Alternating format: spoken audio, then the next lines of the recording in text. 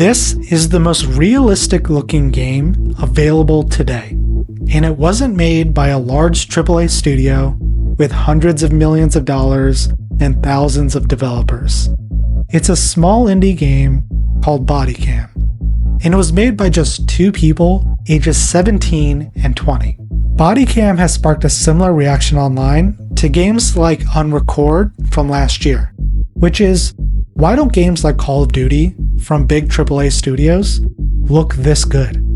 Where are the next generation graphics that we've been waiting for? Some will be quick to point out that BodyCam looks as good as it does because of the power of Unreal Engine 5. And what looks like a really impressive game is actually just a collection of pre-made assets and lighting modifications. For me personally, as long as the game is immersive and fun to play, how it was made doesn't really matter. However, BodyCam is just one example of what's possible with Unreal Engine 5. Hogwarts Legacy is arguably one of the best looking games in years and was the highest selling game of 2023. Which begs the question, why don't other studios build their games on Unreal Engine? There are actually a few key reasons why major franchises like Call of Duty, Battlefield, and Grand Theft Auto are built on engines that are developed in-house by their publishers. For one, only the studio developing the game will know what they'll need their engine to do in order to pull off their vision. So for example, while the makers of Forza prioritize upgrades to the physics of how their cars react to driving in the rain, that upgrade is meaningless to a company like Bethesda, whose next title isn't expected to have any driving at all.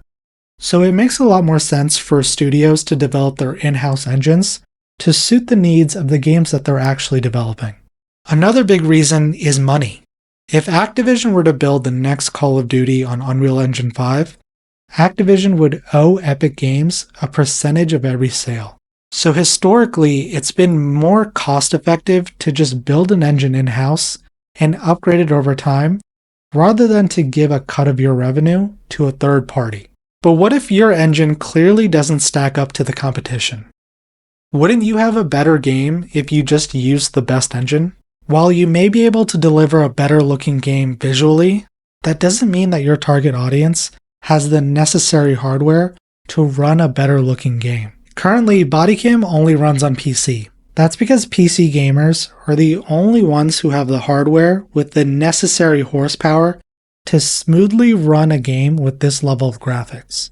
So while Activision would probably love to ship a game of this kind of visual quality, they may not get as many sales as a game that's optimized for consoles over PCs. But with all that being said, it hasn't stopped a major studio like CD Projekt Red from moving away from their in-house Red engine in favor of building their next Witcher game on Unreal Engine 5.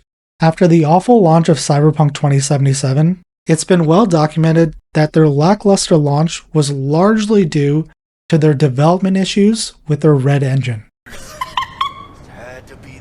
Their developers have been very outspoken about their excitement that UE5 could take their flagship game to the next level. Unreal Engine is like a toolbox which has a lot of features, a lot of solutions already there that allow teams to just try new stuff. The fact that Unreal is used by a lot of teams already in the world, a lot of perspectives are projected into the design of the tools, and that helps the tool to be way more agile. So all in all, it's a really, really cool technology to like prototype and make environments really quickly, really beautiful, and very realistic.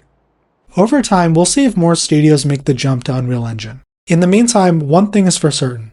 The high-end hardware of today will become the low-end hardware of tomorrow.